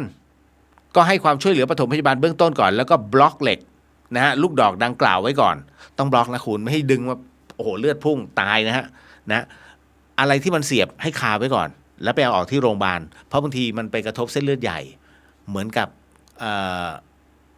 น้องผู้ชายที่ถูกรถทับขี่มอเตอร์ไซค์แล้วถูกรถทับเมื่อวานเนี้ยทับเส้นเลือดใหญ่พอเคลื่อนช็อกอันตรายมากน้องก็บอกว่าหมอบอกว่าก็เลยเป็นการบล็อกบล็อกเหล็กลูกดอกเอาไว้เพื่อไม่ให้เกิดการขยับเขยื้อนเพราะเรียกว่าส่งการรักษาไปยังโรงพยาบาลที่ใกล้เคียงในจังหวัดที่สามารถรับตัวชายรายนี้ไปรักษาได้เนื่องจากว่าเกินขีดความสามารถในการรักษาพยาบาลของเครื่องมือแพทย์ณที่ตรงนั้นได้จากการสอบถามนายวิไลผู้บาดเจ็บเล่าว่าตนเองนั้นมีอาชีพรับเหมาก่อสร้างที่จังหวัดชลบุรีที่ผ่านมาชื่นชอบการยิงปลาด้วยปืนหนังสติ๊กโอ้โหโดยจะอาศัยในช่วงวันหยุดตระเวนออกไปกับกลุ่มเพื่อนแล้วก็หายิงปลามาทำกินหรือว่าขายเป็นค่ากับข้าววันนี้เพื่อนในกลุ่มก็ชักชวนตนเองว่าไปคลองบางฉลงมันมีปลาลอยจำนวนมากเลยจึงพากันขับขี่มอเตอร์ไซค์มาจากจังหวัดชลบุรีเพื่อมายิงปลาซึ่งก็ยิงได้มาแล้ว5ตัวคุณผู้ฟังนายวิไลก็ยังบอกต่อว่าระหว่างที่ขึ้นลำอยู่เนี่ยเพื่อที่จะยิงเตรียมยิงปลาปรากฏว่าไอ้หนังสติ๊กที่ใช้รั้งลูกดอกเนี่ยมันขาดมันจึงทำให้ลูกดอกนั้นพุ่งย้อนกลับมาจากปลายปืนเนี่ยที่ไปไม่ไกลเนี่ยเป็นสาย PE มัดหางลูกดอกเกิดพันกันแล้วทำให้ลูกดอกกระตุกพุ่งกลับเข้าเสียบที่ใบหน้าตัวเองอย่างแรงจนทะลุตนเองช็อกมากกับเหตุการณ์ดังกล่าวหลังเกิดเหตุได้พากันนั่งซ้อนท้ายรถจักรยานยนต์เนี่ยมาที่โรงพยาบาลแห่งนี้เพื่อให้คุณหมอช่วยนายวิไลบอกว่าก็ยังจับมือกับนักข่าวเพื่อขอเป็นกำลังใจหน่อยแล้วก็เผยความในใจการบาดเจ็บครั้งนี้ของผมเนี่ยผมเชื่อว่ามันถึงเวลาที่เขาเอาคืนแล้วครับมันเป็นในเรื่องของเวรของกรรมที่ผมเคยทำไว้ผมเนี่ยเคยไปยิงปลาไว้ทำให้ได้รับเวรกรรมในครั้งนี้หลังจากนี้หากรักษาตัวเองหายแล้วจะขอบวชชดใช้ให้กับเจ้ากรรมนายเวรแล้วก็จะเลิกยิงปลาตลอดชีวิตนอกจากบุญวาสนาที่วิดตาบอดแล้วเนี่ยถึงขั้นเสียชีวิตในครั้งนี้ที่รอดมาได้ส่วนหนึ่งเชื่อว่ามาจากบารมีเหรียญท้าวเวสสุวรรณของหลวงพ่อพัดคุ้มครองแล้วอีกส่วนหนึ่งนั้นมาจากความดีของตนที่ออกไปช่วยเหลือผู้บาดเจ็บและสังคมเพราะตนเป็นอาสามูลนิธิแห่งหนึ่งในจังหวัดชลบุรีทางนี้นายวิไลก็ฝากเตือนเพื่อนๆนักยิงปลาให้ดูตนเป็นอุทาหรณ์ในการเตือนสติ ยังดีนะฮะก็ขอบพระคุณมากเลยฮะน้องวิไลที่อุตส่าห์มาเตือนกันผมจะบอกว่าเรื่องราวตรงเนี้ยมันไม่ใช่เรื่องเล่นๆนะคุณเรื่องของกรรมหลายคนไม่เชื่อเพราะมันยังไม่ถึงเวลาหลายคนสงสัยว่าทำไมคนชั่วทุกวันนี้ทำไมรวยเราเห็นแค่ช่วงขณะหนึ่งของชีวิตฮะเราเห็นแค่ช่วงขณะหนึ่งของเขาที่ชั่วนะฮะเราเห็นแค่ช่วงหนึ่งของข่าวที่โปรโมทว่าเขาชั่วแต่เราไม่เคยเห็นทั้งชีวิตว่าก่อนหน้านั้นเนี่ยเขาน่าจะทำบุญขนาดใหญ่มาแล้วหรือนะฮะถอยออกไปอีกซึ่งเราไม่เคยคุกคีกับเขาเลยนะแต่เรามารู้แค่ช่วงปลายๆแวบๆแค่นั้นแล้วเราสรุปแล้วมันคือคนชั่วไม่บางทีเขายังเสวยในส่วนที่เป็นกรรมดีของเขาอยู่นะตรงนี้มันถึงได้รวยเอานะฮะก็เลยต้องให้พินิจพิเคราะห์พิจารณากันตามเหตุปัจจัยก่อนนะฮะอันนี้ต้องบอกไว้ก่อนเลยฮะน้องบีสวัสดีค่ะสวัสดีครับนะฮะเบนบอกว่าเรื่องกู้เงินในความคิดของหนูคือมีการยอมรับข้อเสนอของทั้งสองฝ่ายคิดว่าเป็นความยินยอมหรือสมัครใจเราให้ดอกเขาย่อมให้กู้เพราะดอกและผลประโยชน์ร่วมกันมีความเสี่ยงโดยสมัครใจทั้งสองฝ่ายเลยคิดว่าไม่เหมือนกับการขโมยเงินของเขามาค่ะนะฮะแต่อย่าลืมนะฮะพี่เขามีความรู้สึกว่าอาจจะใช้ไม่หมดแล้วเขาต้องเหมือนกับว่าอาจจะต้องละสังขารของเขาลงก่อนนะดังนั้นในเมื่อมันมีเหตุผูกพันตรงนี้ในเรื่องของการกู้ยืมนะฮะมันก็เหมือนกับไปขอยืมนั่นแหละนั่นนะฮะมันก็ไม่ต่างกันนะฮะพี่นุชสวัสดีค่ะพี่นุชสวัสดีค่ะสวัสดีครับพี่นะฮะสวัสดีครับพี่นุชนะฮะต่อมามีผู้ถามมาฮะดูเหมือนถามเล่นๆแต่คุณผู้ฟังลองฟังดูนะว่าสิ่งที่เขาถามเนี่ยเฮ้ยเรามองข้ามไปได้ยังไงมีผู้ถามมาว่าศีลข้อวิกาลโภชนานั้นวิการมันแปลว่าค่ำมืดถูกไหมฮะแต่ทำไมวิการของพุทธศาสนาจึงเริ่มตั้งแต่บ่ายคะเฮ้ยดูเหมือนไม่มีอะไรนะฮะในคำถามแต่มันมีอะไรไงถูกไหมฮะในสิ่งที่ผมพูดถูกไหมคุณเคยรู้สึกใช่ไหมฮะวิการและโภชนาแล้วยังไงก็มันวิการถูกไหมฮะวิการแปลว่าค่ำมืดถูกไหมคราวนี้ก็จะมาไขข้อข้องใจของน้องที่เขาถามว่าแล้ววิการเนี่ยทำไมของพุทธศาสนานั้นจึงหลังเที่ยงไปแล้วก็มันยังไม่มืดไปดูใหม่นะคำว่าวิการเนี่ยในที่นี้มี2ความหมายที่1ก็คือค่ำมืดนะหรือว่าในช่วงที่ไม่มีแสงอาทิตย์แล้วนะฮะนั่นคือ1ความหมายกับอีกอันนึงผิดข้อบังคับผิดข้อกำหนดวิการตัวนี้หมายถึงว่าผิดข้อกำหนดนะฮะเพราะฉะนั้นพระวินัยเนี่ยฮะท่านมีข้อบัญญัติอยู่แล้วพระพุทธเจ้าสอนให้อันนี้พระอาจารย์ท่านเมตตาบอกเลยนะว่าพระพุทธเจ้านั้นนะท่านบอกอยู่แล้วว่าภิกษุเป็นผู้ที่อยู่ง่ายกินง่ายนะฮะดังนั้นนะฮะในส่วนของวิการและโภชนานั้นพระพุทธองค์จึงบัญญัติไว้ว่านะหากเมื่อไหร่ก็ตามที่พระอาทิตย์นะฮะพระอาทิตย์คล้อยหลังลงให้ถือว่าเป็นเขาเรียกว่าเป็นข้อที่ต้องหยุดในส่วนของการฉันเพราะฉะนั้นพระวินัยในเรื่องของวิการตัวนี้มิใช่แปลว่าค่ำมืดแต่ในเรื่องของข้อห้ามนะหรือว่าข้อกำหนดของส่วนพระสงฆ์อันนี้เข้าใจนะฮะเพราะฉะนั้นคำนี้มิใช่แปลว่าค่ำมืดแต่เป็นเรื่องของผิดข้อห้ามนี่แหละเก็ตเฮ้ยตอนแรกผมก็งงมากที่เขาถามตรงนี้มาฮะผมก็ว่ะเฮ้ยมันก็เลยทำให้ชวนเป๋ๆนิดนึงนะฮะ เลยได้คำตอบครับพระอาจารย์ก็เลยเมตตาตอบให้นะฮะต่อมาอันนี้กรณีลูกหลุดแล้วตายนะฮะแต่แม่ไม่ยอมรับกลับเพราะว่าศพของลูกติดเชื้อปล่อยให้เป็นหน้าที่ของโรงพยาบาลแบบนี้แม่จะได้รับกรรมแบบไหนคะโอ้โหคุณผู้ฟังคนที่ผู้ชายอาจจะไม่รู้นะแต่ผมเชื่อมั่นว่าอันเนี้ยผู้เป็นแม่จะรู้ดี คือแม่ท้องแล้วพอลูกออกมานะฮะก็ไม่คือลูกอ่ะคลอดก่อนกำหนดหลุดอ่ะลูกหลุดแต่ปรากฏว่าลูกเนี่ยติดเชื้อผมไม่แน่ใจว่าเป็น HIV หรือว่าเป็นโควิดแต่แม่ไม่เอากลับคือประมาณว่าอยากเอาทำอะไรกับลูกฉันก็เอาไปเลยก็คือปล่อยให้เป็นภาระของโรงพยาบาลถามว่าผู้เป็นแม่นะฮะณตรงเนี้ยได้รับกรรมไหมผมอ่ะจะบอกว่าไม่มีสิทธิ์ไปพูดคำนี้ว่าแม่ต้องรับกรรมผมไม่มีสิทธิ์นะฮะพูดคำว่าแม่ต้องรับกรรมแต่ใครรู้ไหมฮะที่เขาจะรู้ว่าเขาจะรับไม่รับถูกต้องครับคนทำเขาจะรู้เองฮะคนแม่จะรู้เองว่าฉันควรจะรับผิดชอบไหมกับลูกกับสายเลือดตรงเนี้ยนะฮะที่ทิ้งเอาไว้ให้โรงพยาบาลเป็นภาระของโรงพยาบาลนั่นคือเป็นคุณกำลังปัดความรับผิดชอบนะฮะในความเป็นแม่ให้กับโรงพยาบาลคุณกำลังมองลูกคุณน่ะเหมือนซาลาเปาที่มันขึ้นราแล้วไม่กินน่ะทิ้งวางทิ้งตรงนั้นน่ะเดี๋ยวเขาก็มาเก็บไปทิ้งเอง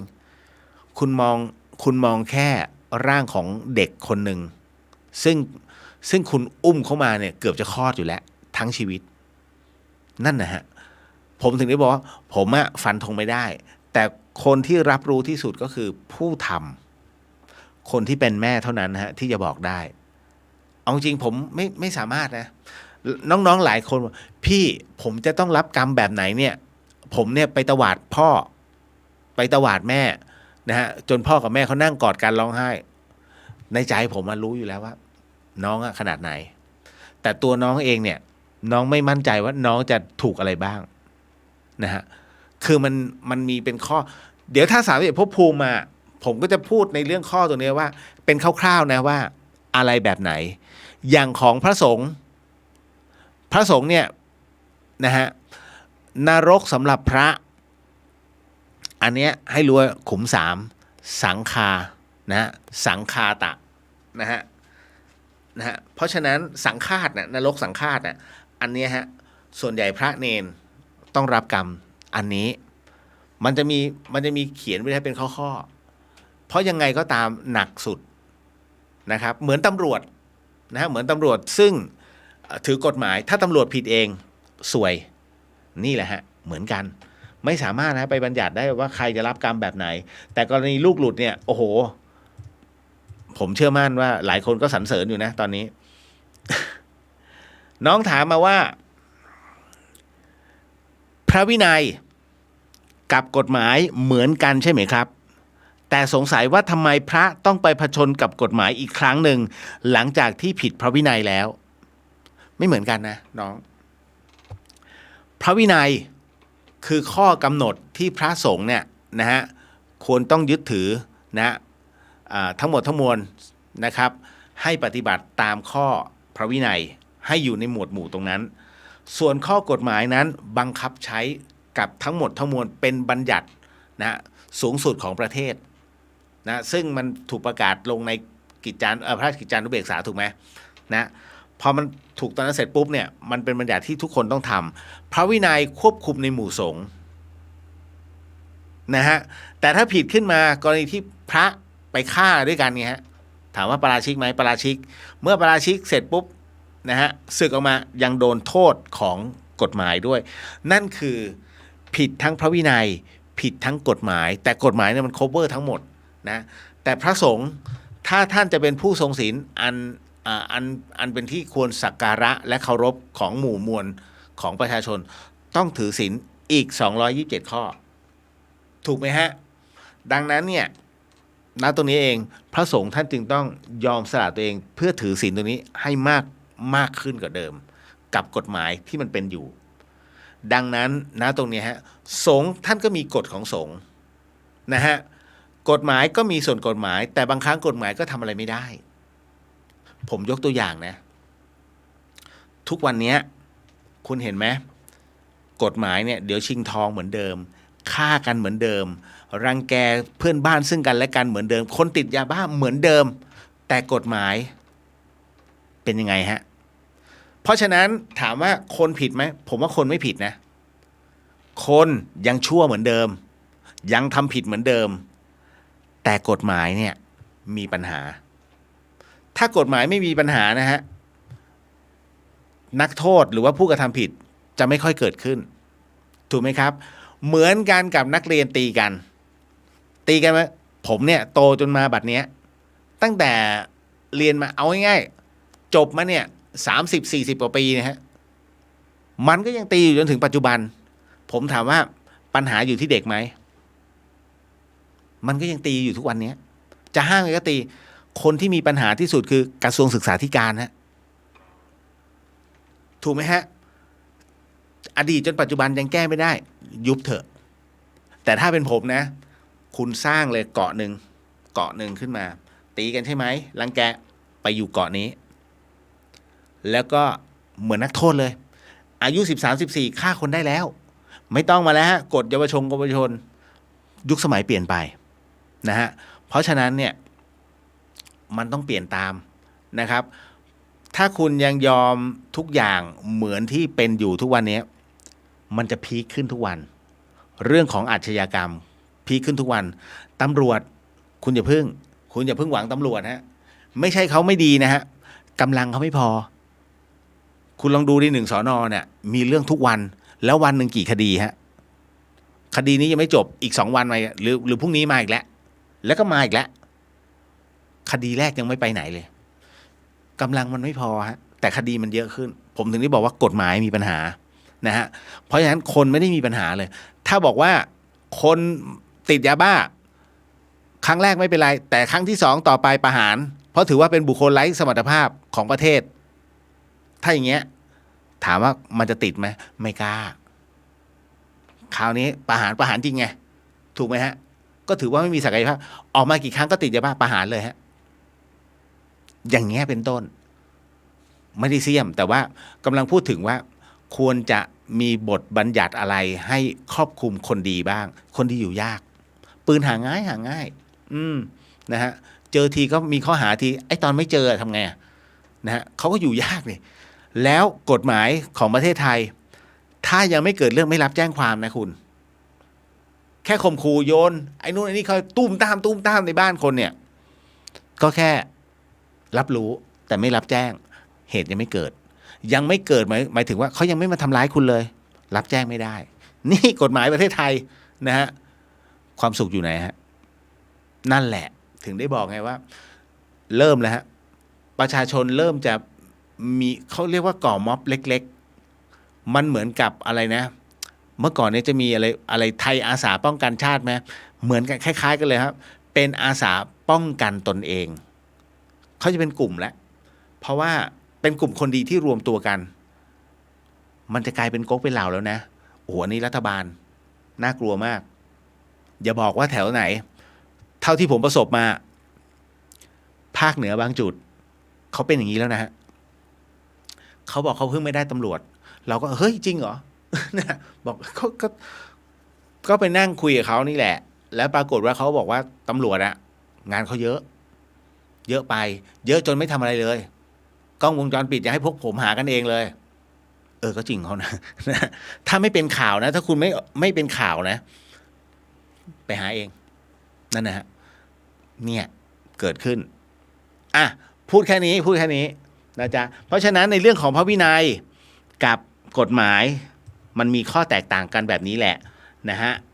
เก็ตเนาะอันนี้อันนึงฮะพอดีพี่สาวผมถามมาปกติแล้วเราจะต้องกราบไหว้พระพุทธเจ้ากับ กับพ่อแม่เนี่ยเราควรกราบอะไรก่อนอะไรหลังคุณผู้ฟังคุณคิดว่าในใจคุณคิดว่าอะไร ระหว่างการกราบพระพุทธเจ้าก่อนกับกราบพ่อแม่ก่อนนะฮะครูบาอาจารย์หลายๆรูปก็บางท่านนะฮะท่านก็พูดว่ากราบพ่อแม่ก่อนสินะฮะหรือว่ากัลยาณมิตรหลายคนต้องกราบพ่อแม่ก่อนสิพ่อแม่อยู่บ้านนี่นะบางคนบอกกราบพระพุทธเจ้าก่อนตกลงกราบใครก่อนให้ไปคิดดีไหมเดี๋ยวตีกันอีกแนวนะฮะจริงๆแล้วเนี่ยเราควรจะกราบพระพุทธเจ้าก่อนนะก็คือกราบพระรัตนตรัยเมื่อกราบพระรัตนตรัยเสร็จปุ๊บกราบพ่อแม่นะฮะคือพ่อแม่ก็อยู่ตรงนั้นแหละไม่ได้ไปไหนแต่ว่าเราบูชาพระรัตนตรัยเพราะว่าพระพุทธองค์ท่านคงเป็นท่านเป็นแบบอย่างนะพ่อแม่คือพระอรหันต์ของลูกถูกต้องฮะถูกต้องไม่มีใครเถียงนะคุณจะไปเอาเพื่อนบ้านมาเอ้ยกราบตีนพ่อแม่กูหน่อยนี่พระอรหันต์ของใครของมันพ่อแม่พระอรหันต์ของลูกแต่เป็นของใครของมันคือบางคนโอ้ไงพ่อแม่ไงพระอรหันต์ของลูกกราบไปสิได้เดี๋ยวผมจะพาไปกราบตีนแม่กูด้วยนะถามว่าเขาจะกราบไหมเขาไม่กราบหรอกถูกไหมนี่แหละพูดให้ดูดีแต่จริงๆแล้วด้วยตรรกะแล้วมันไม่ใช่นะฮะเพราะฉะนั้นเนี่ยพ่อแม่ก็คือส่วนหนึ่งเป็นบุพการีของบ้านใครบ้านมันแต่พระพุทธองค์นั้นท่านเป็นสากลดังนั้นก็คือกราบเพื่อเอาแบบอย่างตรงเนี้ยนะฮะเป็นแบบแผนเป็นที่พึ่งแล้วเอาบุญตรงเนี้ยกราบให้คุณพ่อคุณแม่ด้วยเขาเรียกส่งบุญให้กันนะฮะต่อไปเอาเก็ตนะพี่พรุ่งนี้ถ้าพี่ฟังน่าจะคลายอยู่นะฮะคนที่หลอกปัจจัยคนอื่นแล้วเอาไปเที่ยวเตร่แบบที่เป็นข่าวที่ยืมคนนู้นคนนี้แบบนี้กรรมเขาจะเป็นอย่างไรคะชดใช้ฮะไม่ต่างกันเลยกับแม่เขียวไปหลอกไปที่ไปออกอะไรนะขอยืมเพื่อนบ้านน่ะไอ้นู่นนิดไอ้นี่หน่อยมาเปิดร้านมาลงทุนนะฮะเป็น10ล้านนะฮะแล้วก็เที่ยวเอาไปเที่ยวเอาไปนู่นคุณเชื่อไหม80%ของผู้ที่ทำแบบนี้ในการหลอกหรือปล้นนะฮะหรือเอาไปอะไรก็แล้วแต่เอาทรัพย์คนอื่นไปแปลงเป็นการใช้หนี้ตนนะฮะหรือเอาไปเที่ยวเตะมันเกิดจากการดูหนังทั้งหมดเลยดูหนังดูละครนี่แหละนะฮะไม่ว่าจะเป็นละครไทยหรือละครซีรีส์คุณสังเกตไหมละครไทยเนี่ยมีตรงไหนจนมั้งโอ้ยคุณชายเดี๋ยวคุณชายหมดไปชาติหนึ่งแล้วนะฮะเจ้าอย่างนั้นจะเดี๋ยวเจ้าก็หมดไปนานแล้วนะฮะเจ้าคนสุดท้ายยังมีอยู่ก็จริงแต่คราวนี้เขาเลิกแล้วสับแบบนี้นะฮะมาถึงคุณอันนั้นเป็นเจ้าของบริษัทมันทำให้คนเพ้อฝันตามรอหมดเลยฮะผู้หญิงก็รอคนรวยผู้ชายก็รอผู้หญิงรวยมันเป็นแบบนี้เลยท้ายที่สุดแล้วเพ้อฝันแม้กระทั่งในเรื่องของการพนันต่างๆมันสร้างฝันทั้งหมดทั้งมวลจนทำให้จินตนาการตรงนี้เฮ้ยถ้าเราลงทุนตรงนี้ขึ้นมามันน่าจะดีขึ้นสุดท้ายสุดลงเป็นเหยื่อฮะเป็นเหยื่อเขาเรียกเป็นเหยื่อของมายามันจึงเป็นเช่นนี้สังเกตไหมวัยรุ่นทั้งนั้นเลยถ้าอย่างเราก็40-50ขึ้นไปหมดแรงทำชั่วแล้วไงเราก็จะคิดได้เพราะประสบการณ์เราเยอะถูกปะเป็นงั้นอันนึงที่ผมลืมบอกไปว่าจำได้ไหมเมื่อกี้เรื่องของมโนมยิทธิว่าทำไมผู้ใหญ่จะต้องฝึกนานหน่อยนะฮะแล้วเด็กเนี่ยปุ๊บขึ้นได้เลยมโนมยิทธินะฮะรับรู้ได้เลยว่านี่นี่คือสวรรค์นี่คือองค์พระสัมมาสัมพุทธเจ้านะนี่คือแต่รู้เด็กรู้หมดเลยเพราะเด็กนะฮะเขามีจิตอันบริสุทธิ์แล้วเขาผ่านประสบการณ์โลกน้อยอยู่แต่ทำไมผู้ใหญ่เยอะเพราะผู้ใหญ่เนี่ยมีประสบการณ์ชีวิตสูงฮะเราผ่านทุกเรื่องราวมาแล้วสิ่งหนึ่งที่มันทำให้เกิดขึ้นในการขึ้นมโนมยิทธิไม่ได้เพราะมันเกิดนิวรณ์มันเกิดความลังเลสงสัยการขึ้นมโนมยิทธิคุณห้ามสงสัยคุณต้องตัดสงสัยออกทันทีซึ่งมันทำได้ไหมมันทำไม่ได้จริงๆนะฮะผมครั้งแรกทำไม่ได้จนพระอาจารย์กบว่าถ้า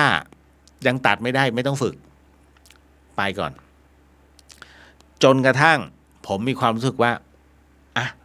ลองอีกเตื้อวะนะฮะลองอีกครั้งวะก็เลยขึ้นฝึกกับพระอาจารย์อีกรอบหนึ่งคราวนี้ขึ้นได้ผมฝึกครั้งที่2ขึ้นได้เลยมโนมิธิแล้วก็ไปได้หมดเลยนะนั่นคือเป็นการฝึกครั้งแรกที่ธรรมสถานนะที่มหาลัยเชียงใหม่ผมถึงได้รู้ว่าอ๋ออันเนี้ยเขาเรียกว่ามโนมิธิเป็นฤทธิ์แบบนี้แล้วจากนั้นไม่นานมันรับรู้มันมาเห็นเรื่องละจำได้แล้วมีหลายท่านมาถามผมชมรมโหราศาสตร์เนี่ยตอนนั้นนะฮะว่าทำไมผมถึงได้เห็นออร่าจำได้แล้ว ฝึกมโนมิธิแล้วหลังจากที่เลิกฝึกไปเนี่ยครั้งที่2ตอนนั้นก็บวชอยู่แล้วเป็นผ้าเหลือง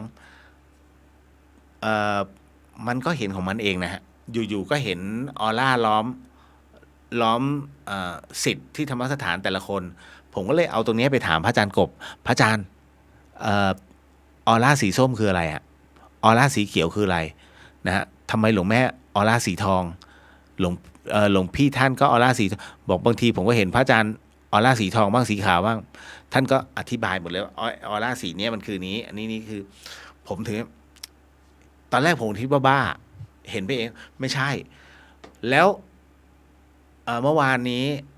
พระอาจารย์ท่านก็บอกตอนที่ก่อนจะเป็นมโนมิธิเนี่ยฮะหมายถึงว่าก่อนที่จะขึ้นมโนนะฮะท่านก็จะบอกเลยว่าท่านหลายคนก็จะเห็นรัศมีก็คือออร่านะฮะว่าเป็นอะไรแบบอะไรเสร็จปุ๊บเนี่ยมันกลับมาอีกรอบหนึ่งในเรื่องของออร่านะฮะดังนั้นเราก็เลยมานั่งตอนเมื่อวานเนี้ยมาดูออร่าเฮ้ยมันเป็นอย่างนั้นจริงๆแล้วก่อนนั้นย้อนไปอีกนะฮะที่ผมโพสต์อันนึงก็คือว่ามาอยู่ในที่แห่งหนึ่งจำได้ไหมฮะที่กรุงเทพตึกสูงนะฮะแล้วมีบุคคลมากมายเข้ามาแล้วผมเพิ่งจะหายจากโควิดไม่เคยกำหนดเลยนะไอ้เรื่องประเภทออร่าแล้ววันนั้นไปในงานไพ่ลูนของกายทิพย์เขานะฮะก็ไปนั่งอยู่ในนั้นสักพักหนึ่งเดี๋ยวผมดูไพ่ลูนไม่เป็นนะแค่ไปร่วมงานตรงนั้นเฉยๆนะฮะก็ไปนั่งดูเสร็จปุ๊บก็มีบุคคลต่างๆเดินเข้ามาเดินผ่านไปผ่านมาผมว่าอยู่ๆเฮ้ยตกใจตัวเองคือผมว่าพลังมันไม่มีแล้วนะมันเป็นบุคคลธรรมดามาตั้งนานครบเดือนจนกระทั่งไอ้วันนั้นน่ะวันที่มีไพ่ลูนอยู่ๆเฮ้ยตกใจออร่ามันขึ้นแต่ละคนขึ้นเฮ้ยหรือว่าเรามองเพดานแล้วแสงมันเข้าตาวะผมก็ปิดตาก่อนแล้วก็มองไปตรงที่มันไม่มีแสงเพราะเป็นโดมใสๆก็หันไปอีกที่หนึ่งเห็นน้อง2คนเดินเข้าประตูมานะคือร่างกายออกเขียวๆ2คนนี้มันต้องเป็นไข้แน่เลยนะฮะพยายามอยู่ห่างๆนะ ก็พอดีเขาฟึดฟัดพอมาใกล้ๆเขามียืนใกล้ผมแต่เขาไม่ได้เป็นโควิดนะเขาฟึดน่าเป็นไข้แดดอะไรพวกเนี้ยแล้วแปลกๆว่ะแต่ส่วนแต่ละคนที่เดินไปบางคนก็สีขาวโอเคเจ๋งแต่ภาพรวมเนี่ยในงานของลูนวันนั้นเนี่ยผมเห็นแล้วประกายออกมาเป็นสีทองก็คือภาพรวมเป็นงานที่ดีนะฮะคือเรารู้มันเป็นศาสตร์คนละศาสตร์ลูนนั้นมันเป็นศาสตร์ของสแกนดิเนเวียเป็นของไอร์แลนด์นะฮะมันเป็นของไวกิ้งกลุ่มไวกิ้งนะฮะณตรงนั้นนะฮะแต่ของผมเนี่ยของเราสายพุทธถูกไหมฮะผมไม่รู้เลยนะว่าตรงไหนเป็นอะไรยังไงผมก็มองไปเรื่อยๆมันจึงเห็นเหมือนกันที่ผมสรุปไงว่าเขาก็ดูของเราได้นะแต่ผมก็ไม่รู้หรอกว่าใครจะดูได้แต่ผมคิดว่าเขาก็ต้องดูของเราได้เพราะเรายังดูของเขาเห็นมันคนละศาสตร์ของเขาเรียกว่าเรานับถือสิ่งที่ต่างกันแต่ในเมื่อมันมองเห็นเนี่ย มันน่าจะอยู่ในทิศทางเดียวกันของสมาธิแต่ท้ายที่สุดแล้วเราอาจจะเหนือกว่าเขาตรงที่ของเรานั้นเรารับรู้ว่ามันมีพระนิพพานจริงแต่ของเขาเนี่ยอาจจะอยู่แค่พรหมนะฮะ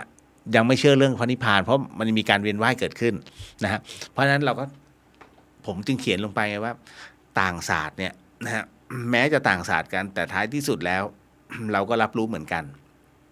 ในส่วนตรงนี้คือหลายคนก็อยากให้ผมอธิบายว่าเฮ้ยมันเกิดขึ้นได้ไงผมตอบไม่ได้ว่าในเรื่องของพลังออร่ามันเกิดขึ้นได้อย่างไรแต่ทุกๆศาสตร์มันเกิดจากการฝึกฝนทั้งนั้นผมไม่ได้เป็นอะไรเลยนะฮะผมมาเก็บตัวอยู่ในถ้ำใต้ถุนธรรมสถานมาแต่ไหนแต่ไรแล้วตลอดระยะเวลา10 กว่าปีที่ผ่านมาที่อยู่ที่ธรรมสถานที่ผมอยู่ที่เนี่ยนานที่สุดแล้วนานกว่าบ้านอีกนะฮะ เพราะฉะนั้นเราก็จะรับรู้ในสิ่งที่ครูบาอาจารย์ทั้งแต่ละท่านเนี่ยท่านฝึกนะฮะเราก็เก็บทั้งหมดทั้งมวลมาเป็นประสบการณ์เอามาเล่าสู่กันฟังนะฮะแม้ว่าเราจะไม่ได้ฝึกไปถึงขนาดนั้นแต่ว่าแค่รับรู้เป็นงูปลาก็พอแล้วอย่างอาจารย์แม่ชีท่านเนี่ยฮะท่านสามารถปรับเขาเรียกปรับธาตุจากเศษพลอยนะฮะเศษทับทิมเนี่ยให้เกิดสตาร์ขึ้นได้โดยท่านจับเนี่ยใช้เวลาประมาณ3 วัน จากทับทิมที่ไม่มีค่าเลยฮะทับทิมที่100-200เนี่ยท่านสามารถทำให้เกิดเกือบเรือนแสนได้ด้วยพลังของท่านอัดลงไปไม่ได้พูดเกินจริงนะฮะเพราะว่าผู้ที่อาศัยบารมีของอาจารย์แม่ชีช่วยหลวงพี่ภัสกรทุกคนที่อยู่ในที่ธรรมสถานตรงนั้นเห็นมากับตาทับทิมที่ไปซื้อกันเรือนหมื่นนะหลวงพี่ซื้อมา12,000แต่ขายได้เม็ดหนึ่งอ่ะ120,000130,000เม็ดหนึ่งนะฮะนี่แหละอ่ะทั้งหมดทั้งมวลในค่ำคืนนี้นะฮะก็จบลงแล้วฮะแล้วเดี๋ยวไว้เจอถ้าวันจันทร์ไหวมันเหมือนเดิมเพราะว่าเริ่มได้แล้วเข้าที่เข้าทางแล้ว 1:00 กว่าแล้วสาธุฮะสิ่งหนึ่งสิ่งใดที่ผิดพลาดพลั้งไปต้องขออโหสิกรรมนะที่นี้ไม่ได้ตั้งใจหรือมีเจตนาก็ขอมอบอานิสงส์ผลบุญในค่ำคืนนี้ถวายแด่องค์พระสัมมาสัมพุทธเจ้าทุกๆองค์พระธรรมเจ้าทุกๆพระอริยสังฆเจ้าทุกๆพระปัจเจกพุทธเจ้าทุกๆพระอสิติมหาสาวกเจ้าทุกๆพระองค์รวมไปถึงท่านจตุโลกท่านท้าวจตุโลกบาลท่านท้าวพญายมราชและรวมไปถึงหลวงพี่ภัสกรนะฮะสมเด็จแล้วก็พระราชพรหมยานก็ขอมอบอานิสงส์ผลบุญในค่ำคืนนี้ถวายแด่พระองค์ท่านทุกๆพระองค์ด้วยเช่นกันฮะขอมอบอานิสงส์ผลบุญในค่ำคืนนี้ให้กับผู้ฟังทุกท่านรวมไปถึงพ่อแม่ครูบาอาจารย์นะฮะรวมไปถึงเจ้ากรรมนายเวรเทพเทวดาทั้งหมดทั้งมวลก็ขอให้ได้รับอานิสงส์ผลบุญในค่ำคืนนี้ด้วยเช่นกันขอมอบอานิสงส์ผลบุญในค่ำคืนนี้ให้กับผู้ฟังที่ฟังในช่อง FM 104.50 เมกะเฮิรตซ์ทั้งจังหวัดเชียงใหม่แล้วก็จังหวัดใกล้เคียงรวมไปถึงช่อง YouTube ของวัดฝายหินแล้วก็ Facebook ของวัดฝายหินทุกๆช่องทางก็ขอให้ได้รับอานิสงส์ผลบุญในค่ำคืนนี้ด้วยเช่นกันครับขอมอบอานิสงส์ผลบุญในค่ำคืนนี้ให้กับผู้ฟังที่ฟังในช่องพุทธิสิทธิ์รัตนสมบูรณ์แล้วก็เรียวเดอะเฮียนก็ขอให้ได้รับอานิสงส์ผลบุญในค่ำคืนนี้ด้วยเช่นกันนะครับขออนุญาตนะครับในเรื่องของการแผ่เมตตาสาธุสัพพะโรกาวินิมุตโตสัพพสันตาปวาติโตสัพพเวรมติกันโตนิปุตโตจัตุวังภวสัพพิติโยวิวันชันตุสัพพะโรโกวินาสตุมาเตภวะวันตรายโยสุขีที่คายุโกภวะอภิวาทนาสีริสนิจังวุฒาปจายโนจัตตารโรธรรมาวัฏันติอายุวันโนสุขขังพระลังนิพพานังปรมังสุขังสาธุฮะเดี๋ยววันที่8นี้แน่นอนนะฮะ